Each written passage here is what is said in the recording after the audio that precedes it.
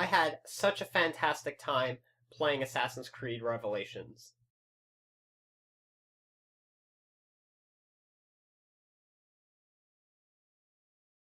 My biggest fear going into this game was Revelations was merely a stopgap game between Assassin's Creed Brotherhood and Assassin's Creed 3. I feared the story would be lackluster, I feared the gameplay wouldn't be as good, but you can put those fears to rest because Assassin's Creed Revelations is a fantastic game, both as part of the Assassin's Creed franchise as well as a fantastic game in its own right.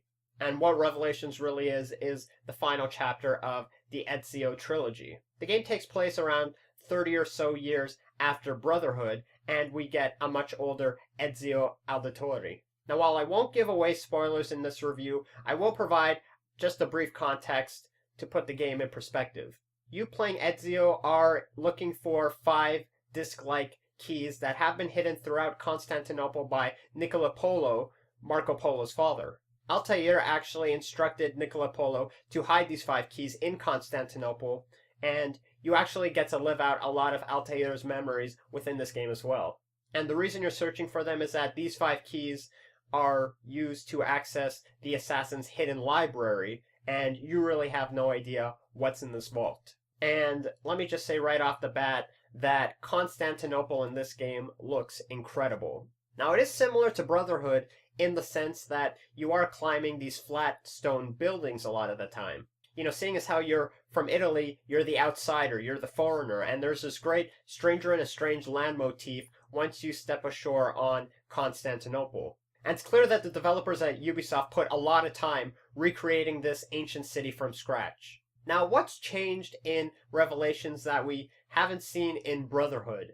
I think the biggest change in Revelations is the addition of a hook blade. This is essentially a hidden blade that not only could be used in combat, but has many other uses as well. You could use it to trip enemies, you could use it to climb faster, you can use it to zip line in midair and kill someone from up high. It definitely adds a new dynamic to the combat, and it makes things a heck of a lot easier when you're trying to get from one area of the city to the other. While in Brotherhood you were fighting the Borgia, this one you're definitely fighting the Templars and the Byzantines, which is still kind of similar, but you quickly notice right off the bat that there is a larger enemy variety in Revelations. In terms of Desmond's storyline, you've fallen into a coma and have become stuck in the Animus.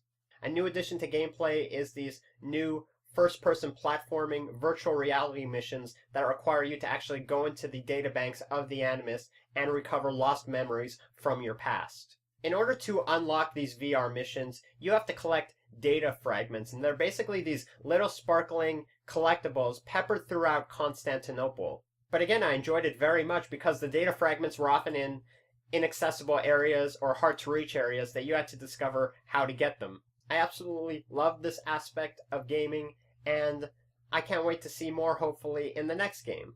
And another big addition was Den Defense. Now, this is essentially a tower defense game where you're fighting off wave after wave of Templars and Byzantines in order to protect your assassin's den.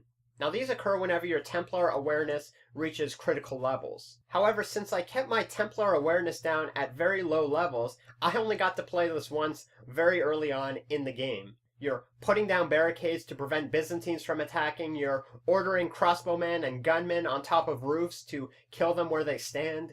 It's different, it's unique, and I absolutely loved it. Another big thing we got in this game was the addition of bombs and bomb making. And while I absolutely loved using the bombs during gameplay, I wasn't that big a fan of crafting them by hand. Now, there's about a dozen or so bombs that you can create, but you have to collect different types of ingredients and make them from hand. I found it kind of tedious and repetitive, but really this is my own personal opinion, and it really is nitpicking at this point. Now, if you've played previous Assassin's Creed games, especially Brotherhood, then you kind of know what to expect going into this game. You have the main gameplay missions, as well as optional secondary objectives within them. You have hidden treasures to find all throughout Constantinople. You have tons of shops and landmarks to renovate at your own leisure. Not to mention the various uniforms, upgrades, weapons, books, and armor at your disposal. Now, another big change that they added to Revelations was every time you renovate a shop, your Templar awareness increases by about 25%. Now, a lot of people did not like this aspect of gameplay, but I thought it made it a more well-paced game as a result. You couldn't just constantly withdraw money from the bank and go around renovating every building in sight. So you kind of had to strategize which buildings you wanted to renovate and where. Now, I don't know if it was just me, but I found the way Ezio moves was a little sluggish, and obviously they had to make that change because he's older in this game.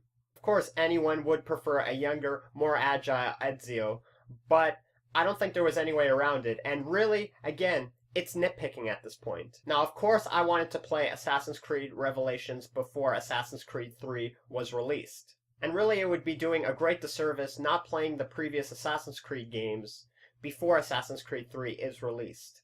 Bottom line, I love the story, love the gameplay. Ubisoft delivers this high standard of excellence that they're always known for, and I can't wait to play Assassin's Creed 3 when it's released this fall. Now that you know what I think about it, I want to know your thoughts and opinions about Assassin's Creed Revelations, so feel free to post a comment in my channel. That being said, I look forward to seeing you guys in my next video. Thanks for watching. As always, feel free to rate, comment, and subscribe to my channel.